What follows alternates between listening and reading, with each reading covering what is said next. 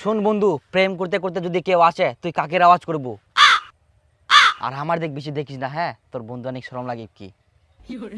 হেই, এরকম কথা কইস না তো। তো বন্ধু থাকিস, চ।